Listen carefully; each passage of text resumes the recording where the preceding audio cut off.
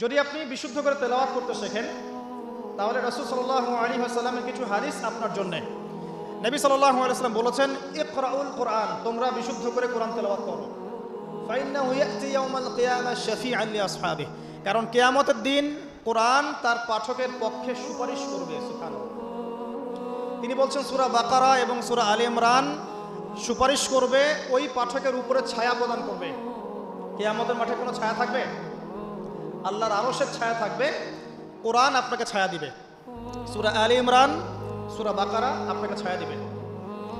বিশুদ্ধ করে তেলাওয়াত করা শিখলে আপনি রাত্রেবেলা সূরা মুলক তেলাওয়াত করবেন। কোন সূরা?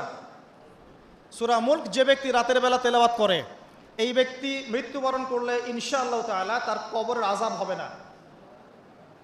কবরের আযাব কি চারটাখানি কথা? সূরা মুলক তেলাওয়াত করলে এই ব্যক্তিকে সূরা মুলক কবরের আযাব থেকে বাঁচিয়ে দিবে ইনশাআল্লাহ। 30টা আয়াত মুখস্থ করে ফেলতে পারেন। কোরআন তেলাওয়াত করা শিখলে আপনি আয়াতুল কুরসি পড়তে পারবেন। কোনটা?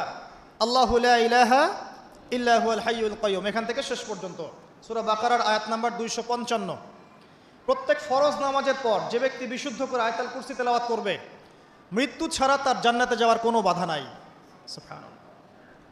আর ছোট্ট সূরা আছে কিছু, সূরা ফালাক, সূরা নাস, সূরা ইখলাস। সকালে 3 বার সূরা ইখলাস, 3 বার ফালাক, 3 বার নাস। বিকেলবেলা বা সন্ধ্যার পরে 3 বার সূরা ইখলাস, 3 বার ফালাক, 3 বার নাস। নবী সাল্লাল্লাহু আলাইহি ওয়াসাল্লাম বলছেন, এই ব্যক্তিকে দৃশ্য অদৃশ্যের যাবতীয় ক্ষতি থেকে বাঁচানোর দায়িত্ব আল্লাহ নিয়ে নেবেন ইনশাআল্লাহ। কোনো বিপদ আপদ বালা মুসিবত হঠাৎ করে আপনাকে আক্রমণ করবে না ইনশাআল্লাহ। এরপরে আছে সূরা বাকারার শেষের 3টা আয়াত, লিল্লাহি মা ফিস সামাওয়াতি, এখান থেকে ফানসুরনা আলাল কওমিল কাফিরিন পর্যন্ত। নবী সাল্লাল্লাহু আলাইহি ওয়াসাল্লাম বলেছেন, যে ব্যক্তি রাতের বেলা এই আয়াতগুলো তেলাওয়াত করবে, সারা রাত নফল নামাজ পড়লে যে নেকি হতো, এই 3টা আয়াত তেলাওয়াত করলে সে নেকি হয়ে যাবে ইনশাআল্লাহ। এগুলো কি চারটাখানি কথা? সূরা কাহাফের প্রথম 10টা আয়াত, শেষের 10টা আয়াত যে ব্যক্তি মুখস্থ করবে এবং আমল করবে এবং জুমার দিন এটা তেলাওয়াত করবে, সেই ব্যক্তির জীবদ্দশায় যদি দাজ্জাল বের হয়, দাজ্জাল, কোন দাজ্জাল? মাসিহুদ দাজ্জাল, সবচেয়ে বড় ফিতনা। পৃথিবীর সব ফিতনাকে একসাথে করলেও দাজ্জালের ফিতনার মতো ভয়ঙ্কর হবে না। আমি বুঝাতে পারছি না। পৃথিবীতে এখন সামাজিক ফিতনা আছে, পারিবারিক ফিতনা আছে, পলিটিক্যাল ফিতনা আছে, জিও পলিটিক্যাল ফিতনা আছে, অর্থনৈতিক ফিতনা আছে, সাংস্কৃতিক ফিতনা আছে, সুদের ফিতনা, জেনার ফিতনা, ধর্ষণ, রাহাজানি, মারামারি, কাটাকাটি, ছিনতাই। ফিতনার কি শেষ আছে? সবগুলো ফিতনাকে একসাথে করলেও দাজ্জালের ফিতনার সমান হবে না। আমি মনে হয় বুঝাতে পারছি না।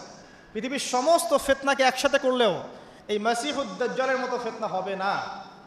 যখন সে বের হবে তখন পৃথিবীর অবস্থাই চেঞ্জ হয়ে যাবে।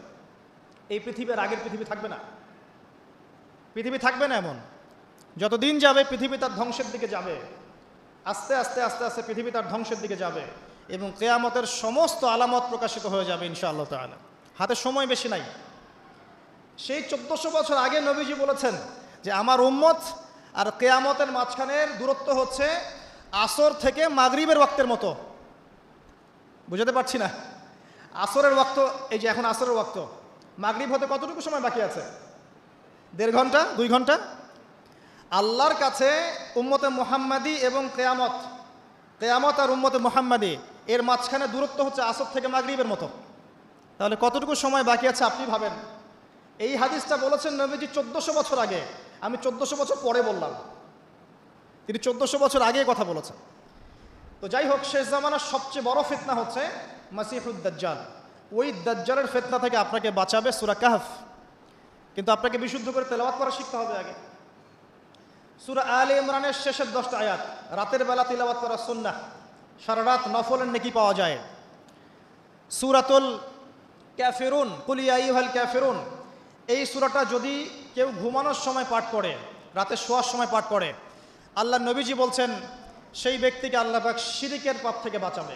কোন পাপ? শিরকের পাপ। আর আমি অনেক লেকচারে বলেছি যে প্রতি 1000-এ 999 জন মানুষ জাহান্নামে যাবে। প্রতি 1000-এ 999 জন মানুষ জাহান্নামে যাবে। তাদের আমল নামায় যে পাপটা থাকবে তার নাম হচ্ছে শিরক। কথায় শিরক, কাজে শিরক, বিশ্বাসে শিরক। আর এই শিরকে এখন আমরা হাবুডুবু খাচ্ছি।